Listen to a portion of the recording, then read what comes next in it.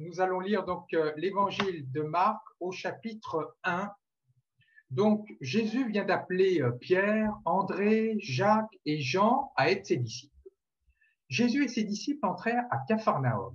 Aussitôt, le jour du sabbat, Jésus se rendit à la synagogue et là, il enseignait. On était frappé par son enseignement, car il enseignait en homme qui a autorité, non pas comme les scribes. Or, il y avait dans leur synagogue un homme tourmenté par un esprit impur, qui se mit à crier. « Que nous veux-tu, Jésus de Nazareth? Es-tu venu pour nous perdre? Je sais qui tu es le Saint de Dieu. » Jésus l'interpella vivement. « Tais-toi, sors de cet homme. » L'esprit impur le fit entrer en convulsion, puis, poussant un cri, sortit de lui. Ils furent tous frappés de stupeur et se demandaient entre eux, « Qu'est-ce que cela veut dire? Voilà un enseignement nouveau donné avec autorité. Il commande même aux esprits impurs et lui obéissent. » Sa renommée se répandit aussitôt partout, dans toute la région de Galilée. Alors, mes chers amis, si je vous disais, voilà, un tel est autoritaire, ce pasteur est autoritaire, ce ne serait pas spécialement un compliment. Et pourtant, là, Marc nous dit que Jésus parle et agit avec autorité, non pas contre nous, non pas pour nous écraser, mais simplement pour notre bien-être spirituel. Et c'est de cela dont j'aimerais vous parler aujourd'hui. D'abord, dans son enseignement. Le contexte est le suivant. Jésus, on est le samedi, se rend à la synagogue, comme tout juif pieux de son époque.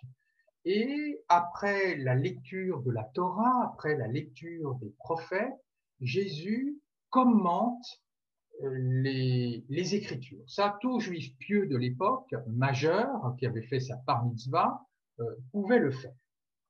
Donc en cela, rien d'extraordinaire. Mais là où il y a vraiment quelque chose de nouveau par rapport à tous ceux qui peuvent commenter les Écritures à son époque, c'est qu'il parle avec autorité, contrairement aux scribes. En fait, quand les scribes commentaient les Écritures, c'est-à-dire les théologiens, quand ils commentaient les Écritures, quand ils témoignaient de leur vie spirituelle, ils se référaient toujours à des maîtres spirituels qui les avaient précédés. Par exemple, ils disaient, ben voilà, Rabbi un tel dit que, Rabbi un tel dit que. Mais là, ce que fait Jésus, c'est il parle de lui-même, il parle en je, et non pas en citant les maîtres spirituels de l'époque. Et tout de suite, quand Marc insiste sur l'autorité de Jésus, on pense au livre de Daniel que nous avons lu tout à l'heure, quand Dieu remet au Fils de l'homme, c'est-à-dire au Messie, toute l'autorité, toute la puissance. En fait, Jésus a reçu cette autorité directement de Dieu. Il puise son autorité, sa puissance directement avec le lien qu'il a avec Dieu. Il puise finalement à l'intérieur de lui-même, sur son expérience qu'il a de Dieu.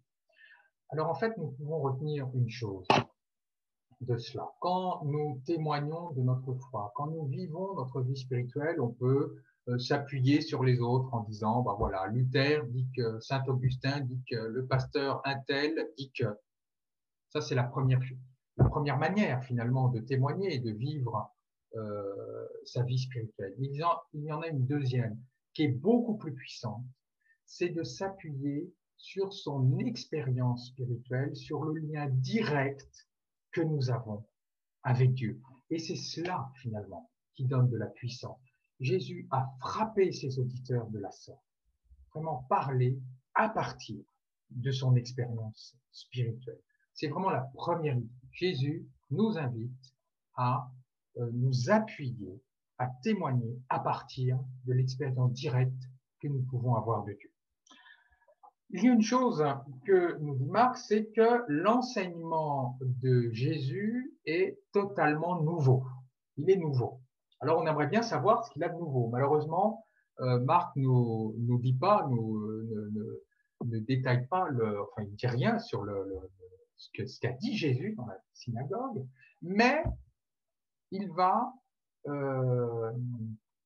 citer l'illustration que Jésus a faite. En fait, c'est comme un professeur, quand il donne une règle, que ce soit de grammaire ou juridique, un peu compliquée, il donne la théorie, puis après, il va donner des exemples. Avec les exemples, tout c'est clair. Et bien là, Marc va nous donner l'exemple, l'illustration que Jésus a faite de son enseignement, qui est un exorcisme. Et c'est là, c'est vraiment le deuxième point que j'aimerais aborder avec vous.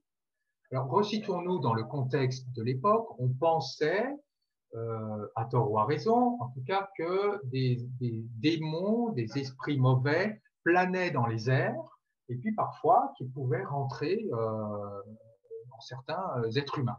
Alors, heureusement, il y avait des exorcistes, il y en avait beaucoup à l'époque de Jésus, des exorcistes, qui, à force de prière, à force d'exercice spirituel, pouvaient libérer les possédés du démon. Ça, c'est la première remarque. La deuxième remarque, c'est qu'à l'époque de Jésus, on ne fait pas clairement la distinction entre possession démoniaque et maladie, entre exorcisme et guérison. Ça, c'est la deuxième remarque.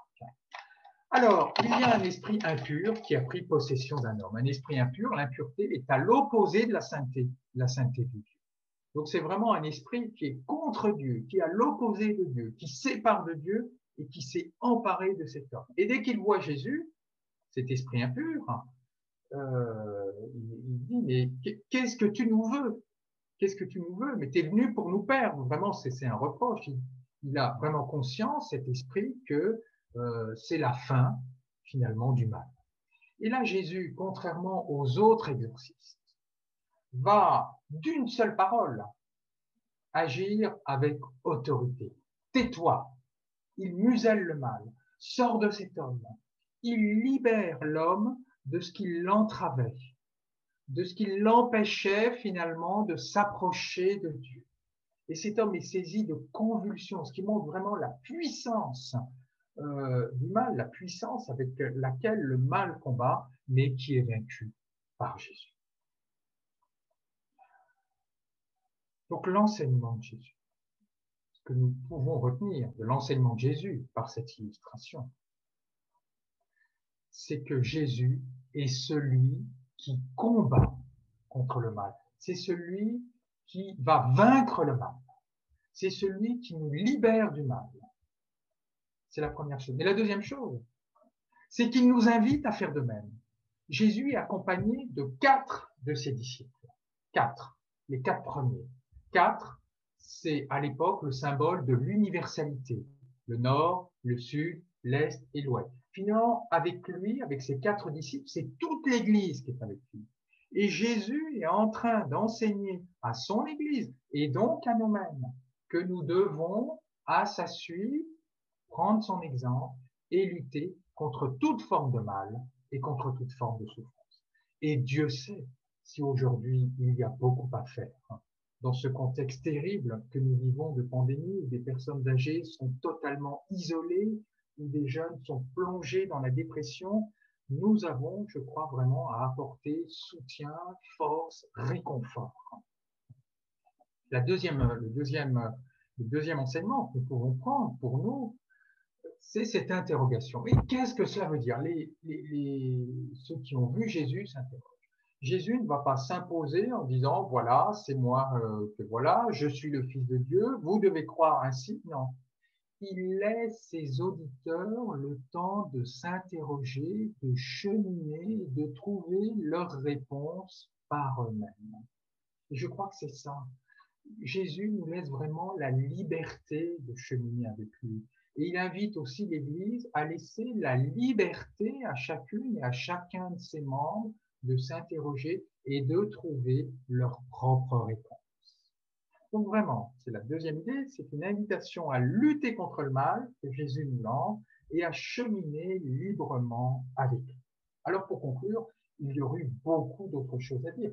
Pourquoi est-ce que Jésus demande à l'esprit impur de se taire alors que l'esprit impur a dit la vérité quand il a dit tu es le Saint de Dieu. Donc ça, il aurait fallu approfondir, enfin il aurait même fallu développer cela, peut-être que je le ferai une autre fois. En tout cas, retenons deux choses. D'abord, Jésus puise son autorité dans le lien direct avec Dieu. Et il nous incite aussi à témoigner de notre expérience spirituelle, par notre expérience spirituelle. Et deuxièmement, il nous invite à lutter contre le mal et à cheminer avec lui librement. Amen.